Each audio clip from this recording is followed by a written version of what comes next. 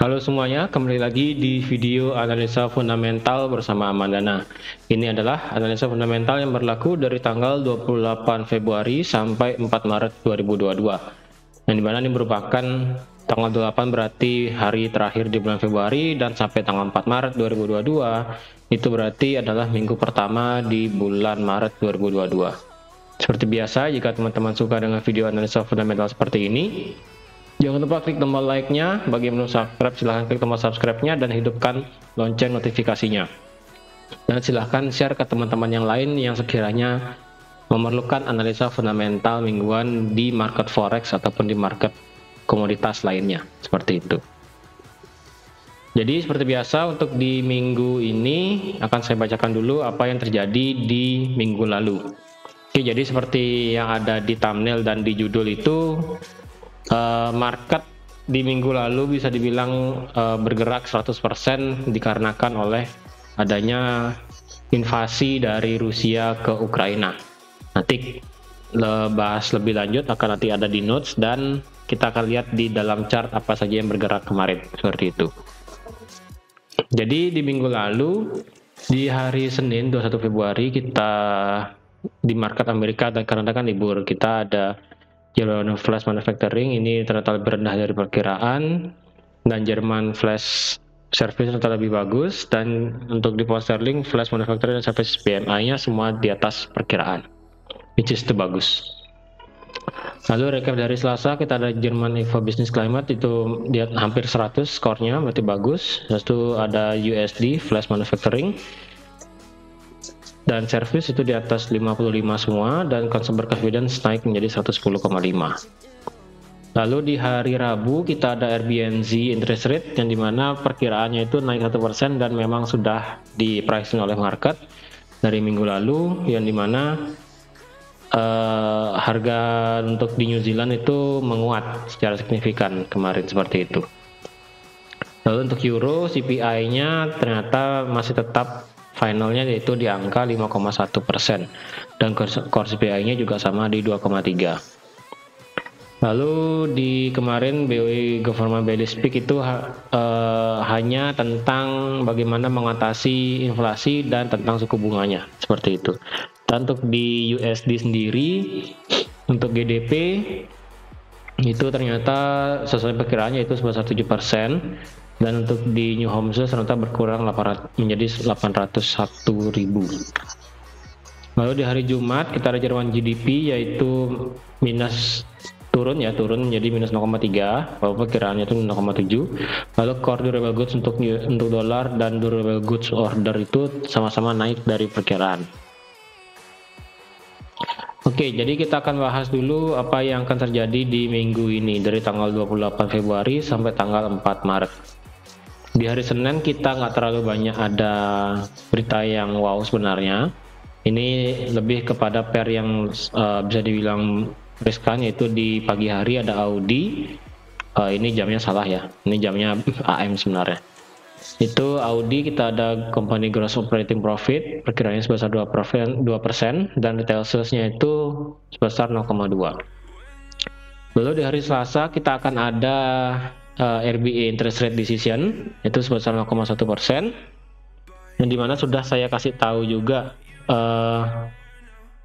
ini RBA statement ini sebenarnya nggak isi apa ya, ini nggak isi apa sebenarnya. Ya sudah kasih tahu kalau RBA itu dia belum mau menaikkan suku bunganya sampai Maret, sampai pertemuannya nanti di bulan Juni kalau nggak salah ya, seperti yang sudah saya katakan di 2 minggu lalu kayaknya, di analisa fundamental 2 minggu lalu atau nggak di minggu lalu itu saya sudah kasih tahu kalau di RBA sendiri setelah bulan Juni itu kemungkinan dia akan menaikkan suku bunga, dan target untuk di tahun ini bisa naik sampai di 0,75%. Tapi startnya itu di bulan Juni, setelah bulan Juni. Tapi tidak menutup kemungkinan juga setelah bulan Juni itu belum tentu juga naik. Jadi tergantung memang dari kondisi ekonomi itu sendiri, dimulai dari tingkat pengangguran, lalu tingkat penjualan, lalu tingkat jumlah orang yang bekerja juga, seperti itu bagaimana pergerakannya. Setelah ada RBA interest rate decision itu kita di malam harinya kita ada Kanada GDP kuartal keempat dan ISM manufacturing untuk di US dollar jam 11. Nah, untuk di hari Rabu kita ada Aussie lagi. Nah, ini yang perlu diperhatikan untuk apakah Aussie nanti di bulan Juni apakah memang akan menaikkan suku bunga atau enggak, karena kita harus lihat dari GDP-nya berapa, tingkat pengangguran berapa, tingkat jumlah orang bekerja berapa. Jadi ketika itu disamaratakan, bukan disamaratakan sih bahasanya, ketika semua itu sinkron dan hasilnya bagus, dan ternyata tingkat inflasi juga belum bisa diatasi, maka kemungkinan besar RBA itu pasti akan menaikkan suku bunganya, tapi nanti, bukan untuk di bulan ini. Nantinya tuh seperti yang saya bilang itu setelah bulan Juni saya rasa. Di sore hari kita Jerman Employment Change. Lalu di Euro kita ada CPI number. CPI number ini 5,2 perkiraannya. Ini belum diinput. Lalu di malam hari kita ada ADP Non-Farm Employment Change, yaitu sebesar 350.000 dari sebelumnya. Lalu ada Kanada BOC Rate Statement, yang dimana untuk Kanada sendiri memang di bulan lalu, kalau saya nggak salah, itu di bulan lalu Kanada sempat ada berita kalau dia ingin menaikkan suku bunga karena tingkat inflasinya juga sudah di atas 5% juga, sama seperti Euro kan, dan di atas di 5, sekian. Nah, karena itu Kanada di bulan ini, di bulan Maret nanti itu akan start mulai menaikkan suku bunganya dari 0,25 naik menjadi 0,50. Jadi bisa dibilang jika ini naik berarti kita ada tiga bank sentral yang sudah naikkan suku bunganya, dimulai dari RBNZ dari New Zealand itu sendiri, lalu ada BOE Bank of England, lalu yang ketiga ini ada Kanada. Dan tidak menutup kemungkinan juga nanti pada saat rapat FOMC meeting minutes di bulan Maret, di pertengahan bulan Maret itu kalau nggak salah tuh tanggal 14 atau tanggal 17 itu saya lupa, itu kemungkinan the Fed di US dollar juga akan menaikkan suku bunganya menjadi 0,25 sampai 0,50 seperti itu kalau nggak salah ya. Nah, dibarengi dengan BOC rate statement itu kita ada Fed Chair Powell. Pak Powell ini akan testimoni tentang kebijakan moneter sebelum adanya rapat tanggal 14 atau tanggal 17 itu di depan Senat. Lalu di hari Kamis kita ada ISM non manufacturing, dan sekali lagi kita ada testimoni dari Jerome Powell tentang kesaksiannya, testimoninya untuk kebijakan moneter yang berlaku di bulan Maret nanti tentang suku bunga dan sebagainya.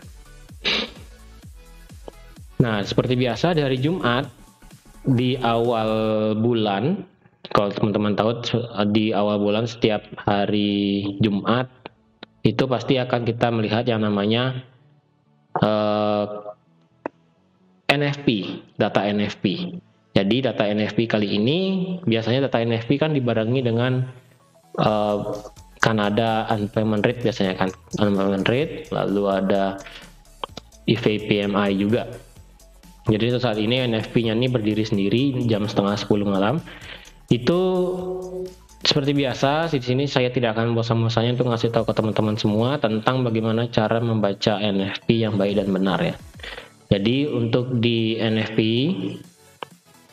bagaimana cara membaca NFP yang baik dan benar itu adalah kita lihat dulu average hourly earnings year on year-nya dan juga average hourly earnings month of month.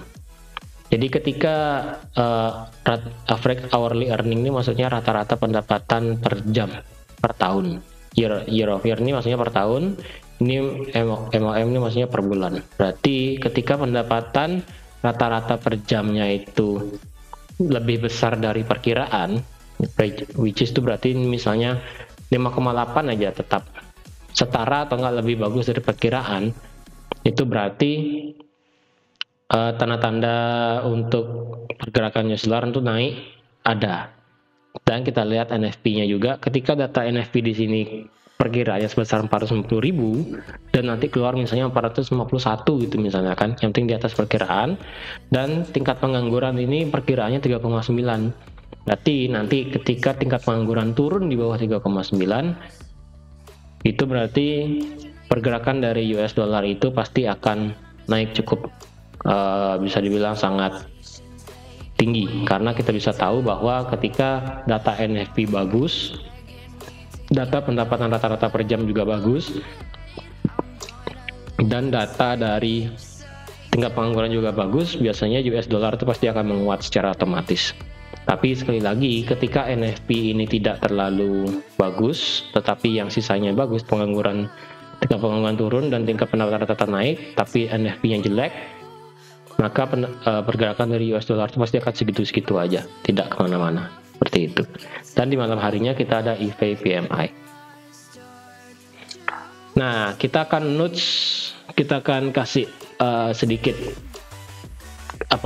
gambaran ya tentang bagaimana perkembangan dari Rusia terhadap Ukraina. Jadi seperti yang teman-teman tahu, ini akan saya ulang lagi ya, di minggu lalu sudah saya kasih tahu juga. Kalau di minggu lalu tuh saya kasih tahu bahwa sebenarnya Rusia dan Ukraina ini sudah mulai memanas sejak bisa dibilang Desember 2021 ya. Desember 2021 sudah mulai mulai ada ketegangan, tapi itu belum terlalu berdampak terhadap market, karena itu masih ya bahasa-bahasa diplomatik lah, bisa dibilang bahasa diplomatik. Sampai akhirnya di awal bulan Februari kita tahu bahwa Presiden Rusia yaitu Vladimir Putin itu mulai mengerahkan bisa dibilang pasukannya ke dekat perbatasan Ukraina. Dan menanggapi hal itu, Presiden dari Ukraina, itu saya lupa namanya karena cukup sulit pembacaannya, itu merespon yang dimana mulai juga mensiagakan tentaranya seperti itu. Tapi dari pihak-pihak negara barat itu mulai mengadakan yang namanya diskusi diplomatik supaya tidak sampai yang namanya Rusia menyerang Ukraina atau menginvasi Ukraina ataupun agresi militer terhadap Ukraina. Dan sampai di tanggal 14 Februari kemarin,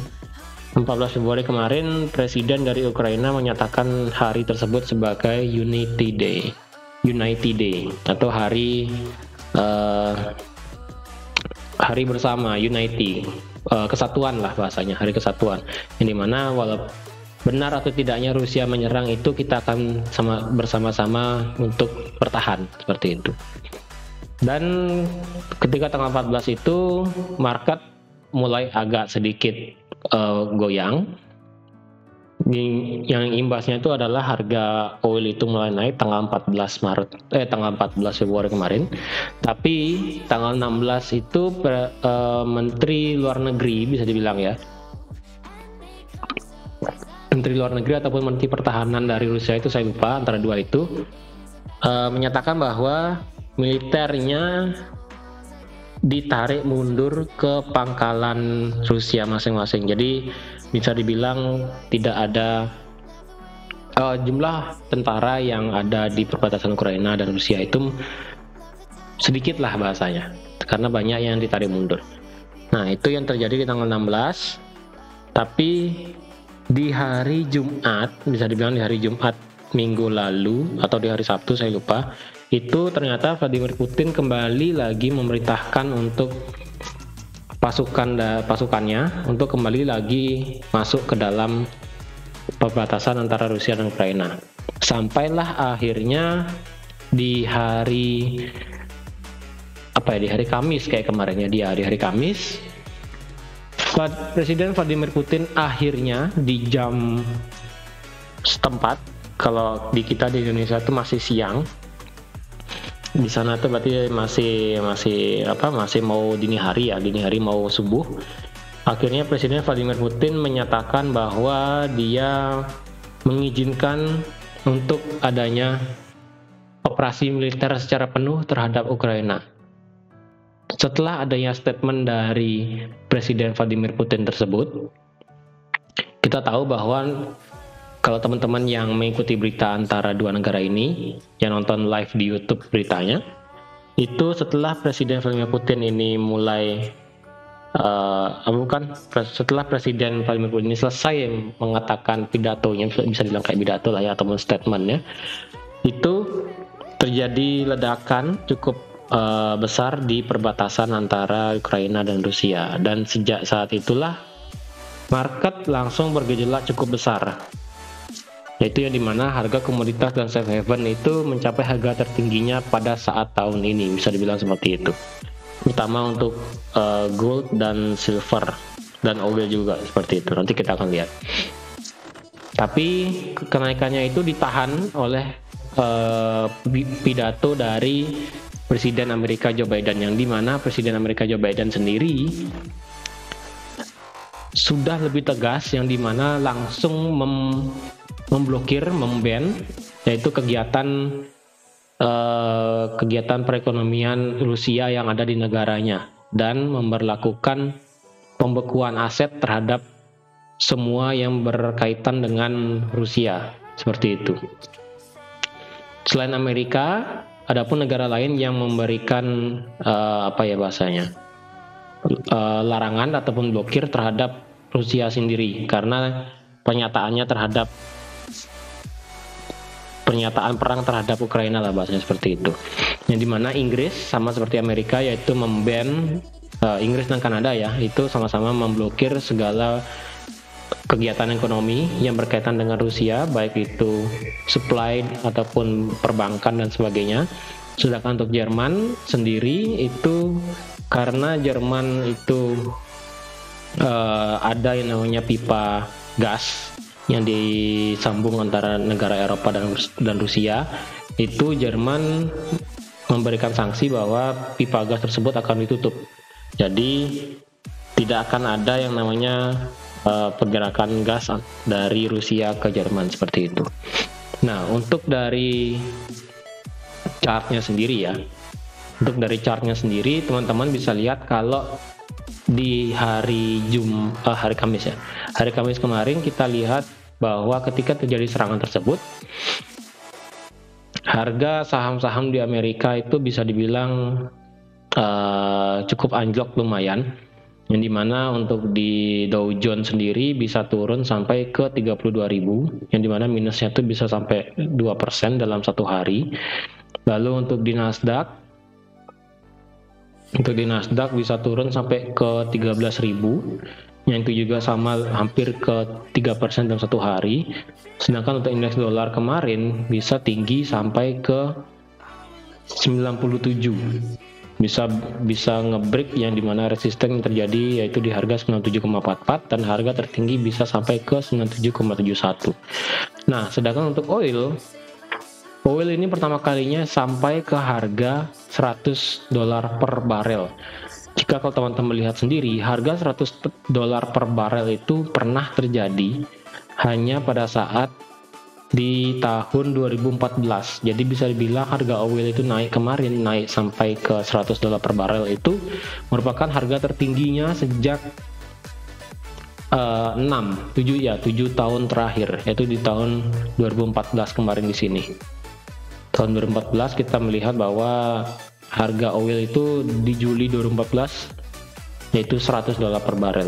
Setelah itu harga kemudian turun dan kembali lagi naik pada saat adanya pernyataan perang dari Rusia ke Ukraina kemarin, seperti itu. Sedangkan untuk gold sendiri sampai ke harga 1973 per troy ounce-nya. Dan kalau teman-teman lihat di 1973 itu merupakan harga tertinggi yang terjadi sejak 7 September 2020. Berarti ini merupakan 2 tahun tertinggi sejak dari September 2020 sampai kemarin Februari tanggal berapa, berarti ini kemarinnya tanggal 24 itu merupakan harga tertingginya untuk gold sendiri. Untuk silver Untuk silver, untuk harga tertingginya itu mencapai 25,61 dan itu merupakan tertinggi di tahun lalu, yaitu di bulan Juli 2021. Seperti itu. Jadi rata-rata untuk pergerakan safe haven seperti dolar itu mencapai titik tertingginya 97,67, itu merupakan tertinggi di bulan Juni 2020. Berarti ini merupakan 2 tahun yang lalu juga, sama seperti silver tertingginya. Dan untuk gold sendiri tadi merupakan tertinggi sejak 2020 juga. Dan untuk oil sendiri paling beda, merupakan tertinggi 7 tahun terakhir. Jadi dampak dari pergerakan militer dari Rusia ke Ukraina itu berdampak langsung, berdampak positif terhadap pergerakan dari safe haven dan komoditas. Safe havennya seperti indeks dolar dan gold dan silver, dan untuk komoditasnya itu seperti oil. Dan pergerakan militer tersebut ataupun pernyataan perang tersebut berpengaruh negatif terhadap saham-saham yang ada, baik itu saham Nasdaq, saham Dow Jones, dan bahkan saham di Indonesia, yaitu IHSG. Kalau teman-teman lihat di sini, untuk di IHSG sebenarnya sempat drop di hari Jumat kemarin, yaitu sampai di harga 6.700-nya. 6.700, yang dimana kemarin sempat tembus ke all time high-nya, yaitu di harga 6.900, dan sempat turun dalam satu hari yaitu sampai 6.700. Berarti bisa kehilangan 300 poin bahasanya ya dalam satu hari karena dari pergerakan Rusia tersebut. Jadi bisa dibilang semua indeks saham itu berpengaruh negatif terhadap adanya perang tersebut, dan memang seperti itu. Untuk Nasdaq sendiri kita melihat penurunan, Dow Jones juga sama mengalami penurunan. Untuk indeks dolar sendiri mengalami penguatan. Untuk oil juga sama-sama mengalami penguatan. Gold dan silver sama-sama mengalami penguatan. Jadi untuk dampak di minggu depan ataupun di minggu ini, saya rasa masih terhadap pergerakan dari Rusia terhadap Ukraina seperti apa. Jika ketegangan ini masih berlanjut, bisa dikatakan bahwa oil, gold, silver, dan dolar itu pasti akan naik lagi sekali. Jika ada statement dari Vladimir Putin ataupun adanya pergerakan dari pihak militer dari Rusia itu, ataupun dari Ukraina membalas terhadap Rusia, sebaliknya seperti itu, pasti aset-aset safe haven pasti akan naik, dan otomatis indeks saham itu pasti akan anjlok juga. Dan lagi satu, jika teman-teman lihat untuk yang trading di kripto, sebenarnya yang trading di kripto kemarin sempat drop ya lumayan pada saat di hari tanggal 24 itu sampai drop ke 34.000, tapi sekarang sudah mulai recover lagi. Jadi untuk BTC itu sempat sampai di harga 33.000, walaupun akhirnya sekarang 34.000, walaupun akhirnya sekarang balik lagi seperti itu. Oke teman-teman, jadi sekian aja untuk analisa fundamental di tanggal 28 sampai 4 Maret 2022. Semoga apa yang sudah saya sampaikan ini dapat bermanfaat bagi teman-teman semua. Dan untuk pergerakan market di minggu depan kemungkinan ada 2 pergerakannya, yaitu salah satunya adalah pergerakan dari Rusia dan Ukraina, dan lagi satu adalah dari NFP itu sendiri. Jadi kita tinggal lihat yang mana lebih dominan pergerakannya. Oke, jadi sekian untuk video analisa fundamental kali ini. Terima kasih sudah like, terima kasih sudah subscribe, dan terima kasih sudah share ke teman-teman yang lain. Jika teman-teman ada komentar, silahkan langsung ke kolom komentar, nanti kita akan baca. Dan jika teman-teman ada request seputar apa tentang analisa fundamental, teman-teman bisa ke kolom komentar. Oke, terima kasih dan sampai jumpa di analisa fundamental berikutnya. Bye bye.